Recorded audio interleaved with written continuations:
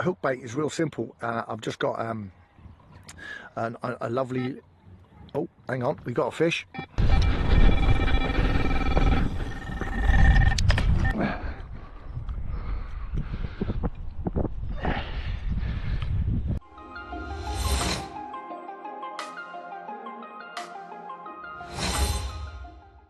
You're joining me on a windy kind of weekend in the first couple of weeks in June. Fish haven't spawned yet. I'm up fishing in Northern Ireland on one of my club lakes, and I've decided what I'm going to do. I'm going to start up a bit of a vlogging series of every time I go fishing, kind of what I'm doing and how I'm getting on, which is not that good at the moment. The lake itself here is a large 17-18 acre lake. It's the average depth is about 4.5 5 foot up this end, slightly deeper down that end, not by much. I think there's a deep corner down where it maybe gets down to 10-11 foot, maybe, I don't know. I haven't really fished that part of the lake, so I haven't really done a bit of plumbing around, but I've arrived, and it's not really been fishing well this weekend. When I arrived, I'm fishing a spot here.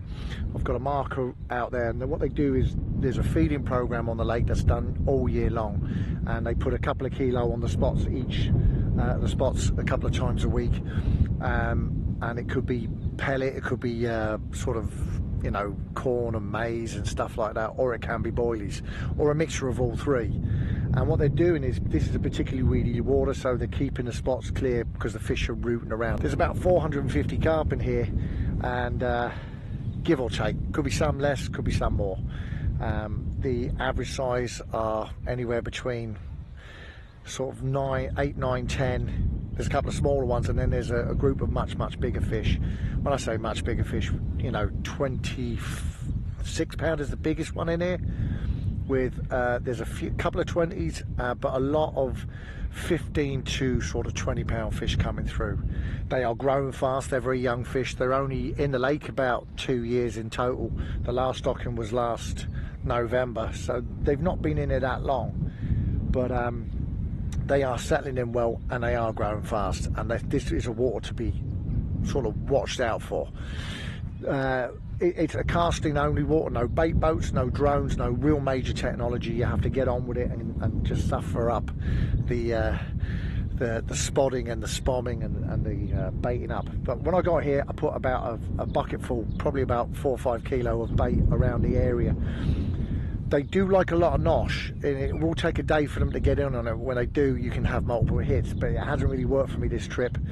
I don't know whether the fish are all down the far end. I know the wind's blowing down that way, but it's not been a warm wind all weekend, and it's been milder up this end, and I would have thought they would have been on the back of the wind a little bit, but I think I've got it a little bit wrong.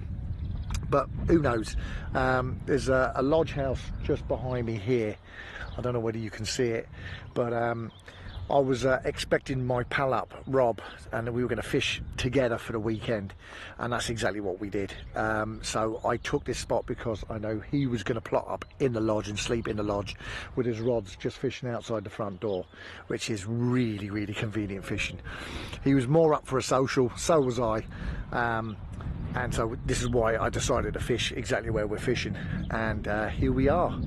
So there's been a couple of fish out further down, not many. There's been guys here since Thursday. It's now Sunday.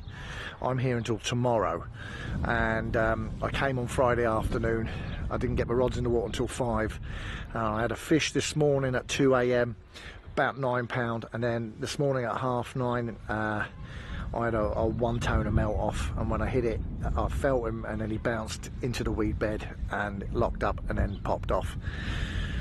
Unfortunately, when you're weed fishing, that tends to happen a lot more than you'd like, but what can you do? Sorry about the windy noise here, but this is an exposed piece, and it is a windy section of Northern Ireland.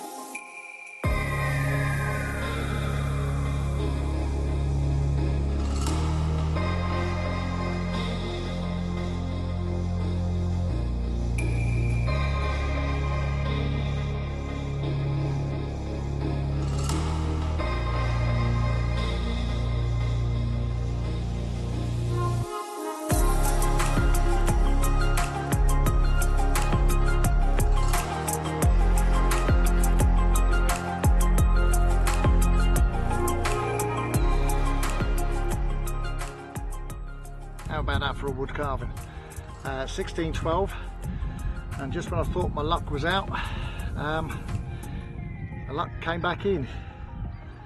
You just never know with carp fishing, do you? You know, sometimes it's all happening and then it's not. Came to everything that I've been talking about so far, and I'm hoping it's going to do another bite, that particular rod. It's only one rod that seems to be producing, but isn't that always the way? Anyway, that is one beautiful looking fish, amazing colours. I've got a feeling it's a male because you can see by the tension of it and the dorsal. He's an angry little bugger. Let's see if we can get something slightly bigger before this trip is out.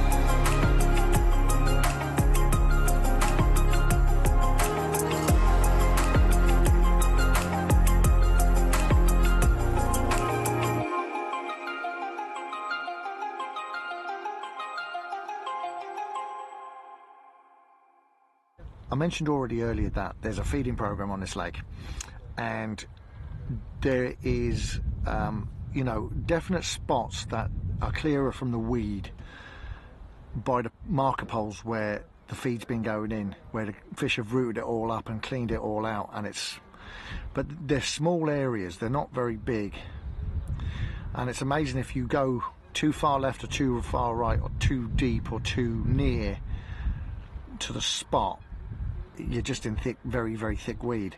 So what I've done tonight, or for this evening, because this is my last night now, there was guys catching further down from me. One had one at 10:30, and then the fish were coming at 10:30. So one was at 10:30 at night and the other one was at 10:30 in the morning. So I had one at 2 AM, I had one at 9 AM lost, and then one at about 11, half 11, give or take. So obviously that's kind of the window from 10:30 at night through to 11:30 the next day. So what I've done is, as I said, the area is very small. It's a big wind blowing now. It doesn't look too bad, but once you're standing out in it, it's fairly blown and it's quite cool. Yeah, it looks like a kind of a westerly, maybe a west-southwest, I don't know, but it's definitely not the warmest of winds. It's, you know, we're up in the mountains a little bit here, so it just is a raw place. This place really does get quite exposed.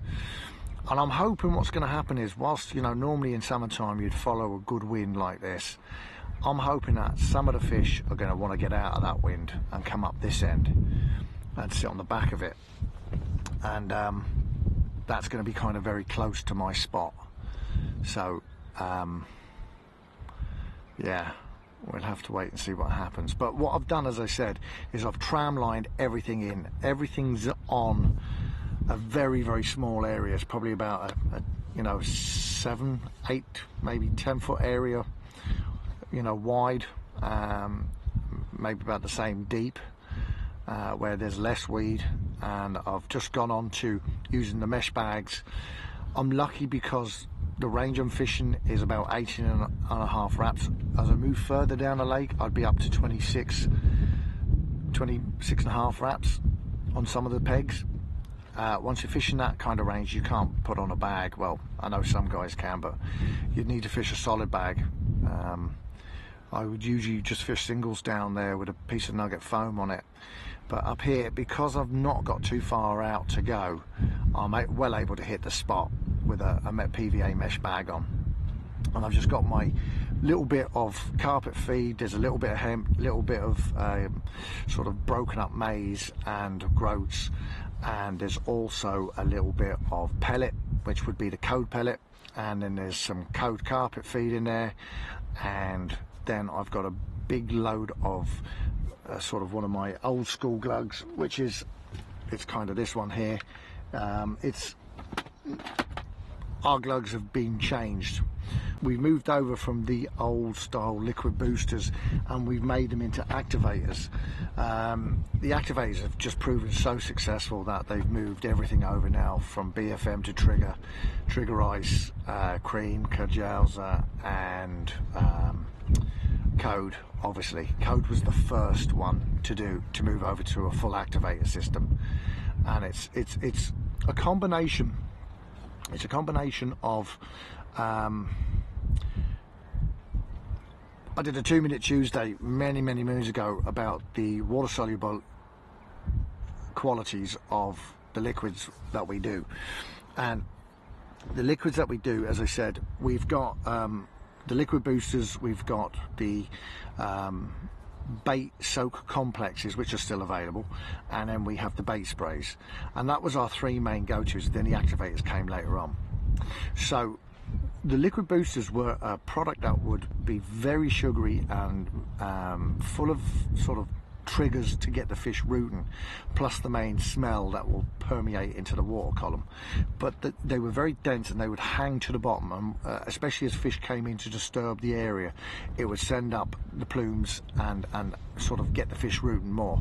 Brilliant product, but the activators are slightly different, because the new activators are doing some of that where they're laying on the bottom, but they're also activating and moving up through the water columns, which are, you know, is always what you want to kind of get fish to come in and hold in an area.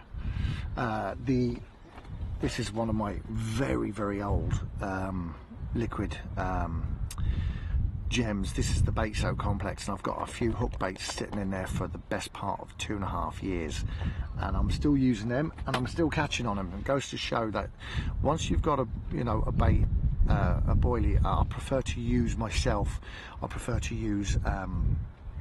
life boilies if I can, to go into those products.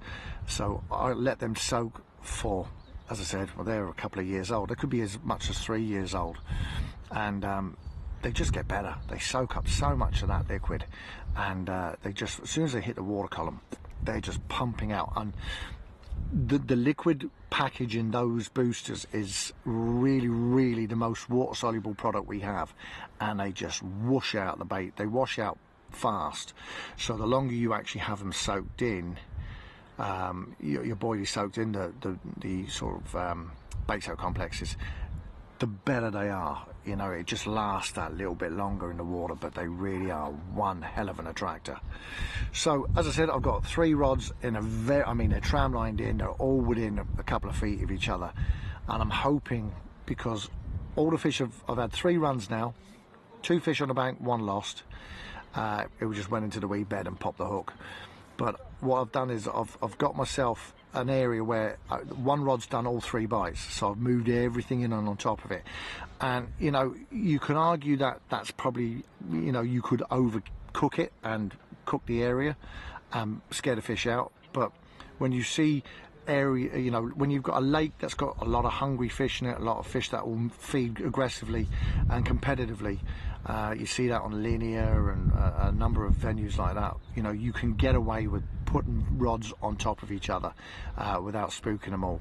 If you were fishing for very big fish on a tricky water where it was low density, probably wouldn't be the way to go. But on a lake like this, where you have that real high competitiveness, it's not going to be a bad option. So tonight we'll have to wait and see what happens. I'm away tomorrow off the lake about midday-ish, give or take. I'll certainly wait it out until that 11:30 spell is gone. You know, it's very important to keep an eye out on who's catching what on the lake and at what times. That'll give you an idea of some very specific windows of feeding. So you don't want to be away from your rods when those windows are active. Alright, until the morning, that's going to be the last of this little section. And right, let's see what the night brings. Smallest one of the trip, 8 pound on the nose. Came just before first light, so I left it in the net until the light just got a little bit better, about sort of half an hour. Another little male. The males seem to be on the munch at the moment, whereas the females seem to be absent.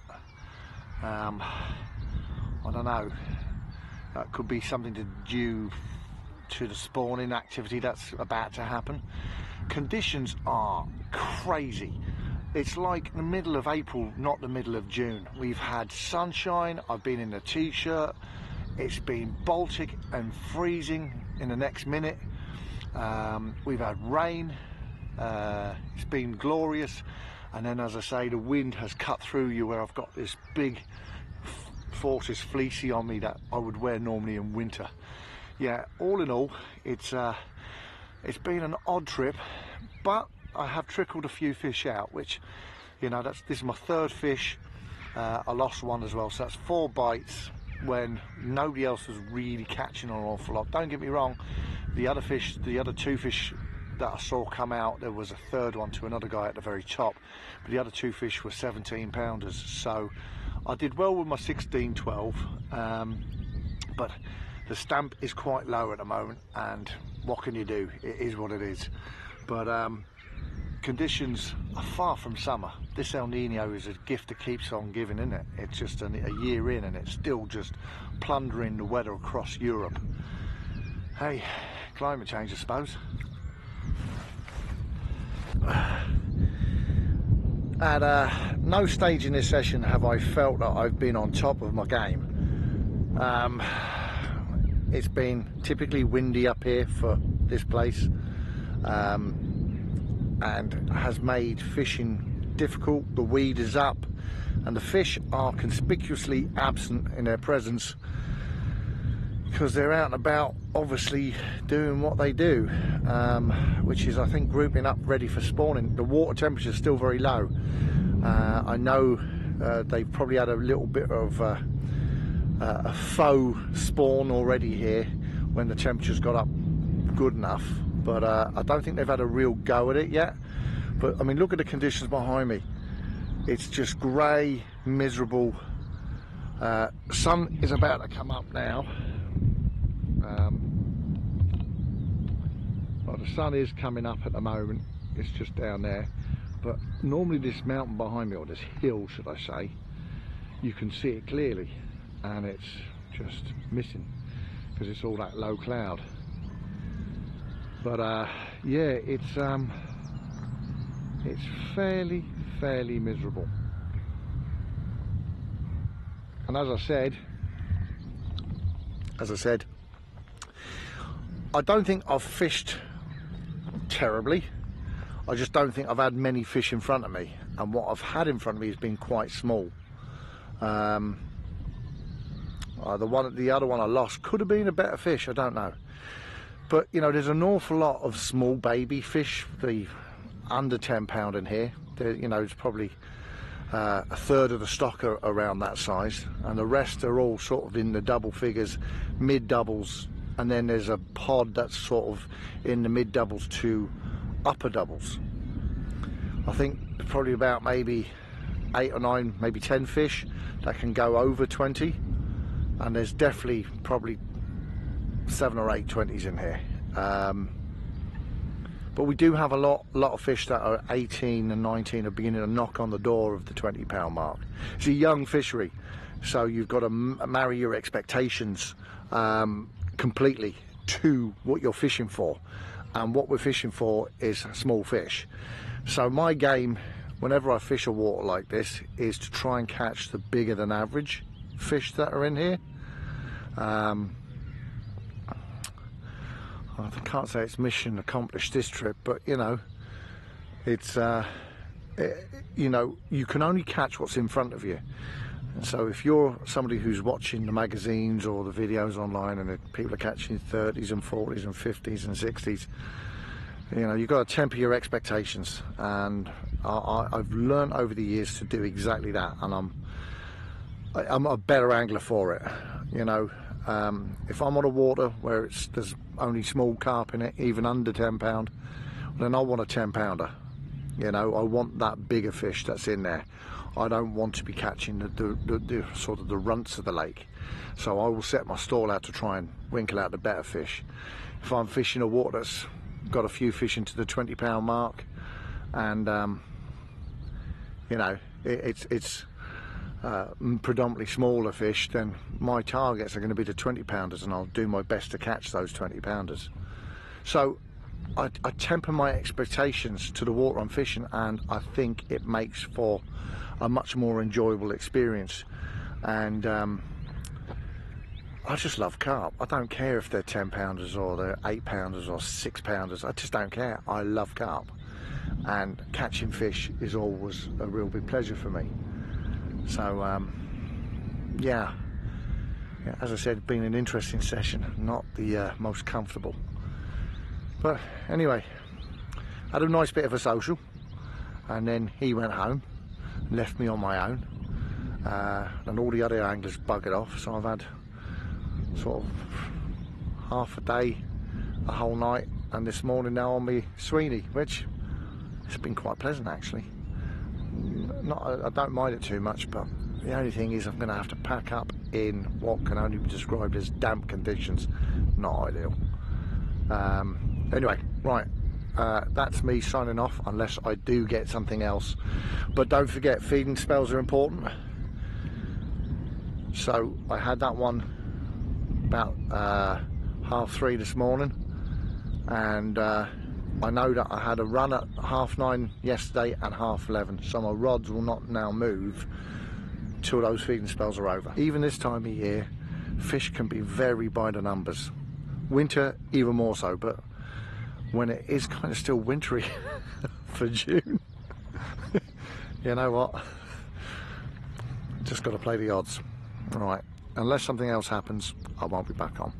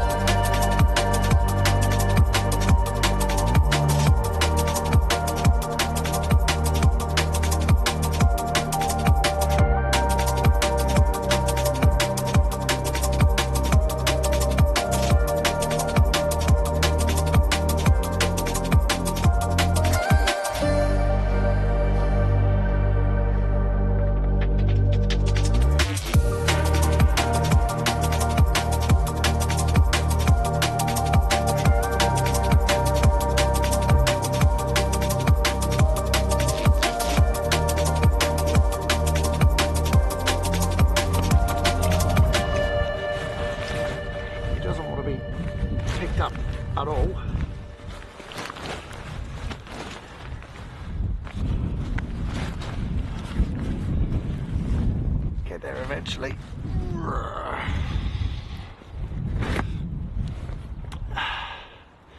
So, as kind of predicted, 9:30, same time as yesterday.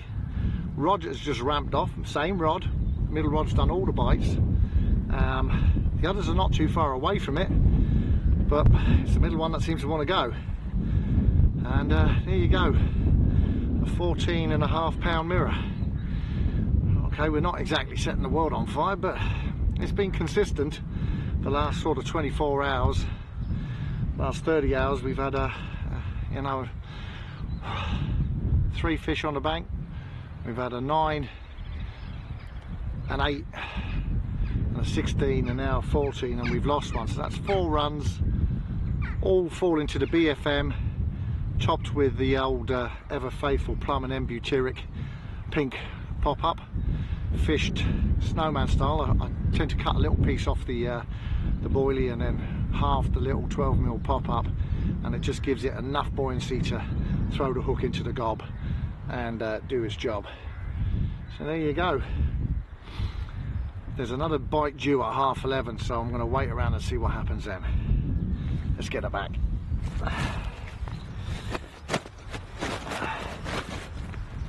Before she goes back though, I'm going to treat with anything that I see that looks like it needs treating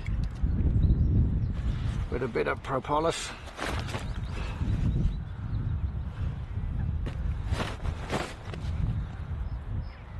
Just put a little dab on and then treat it with water, and it kind of cures it.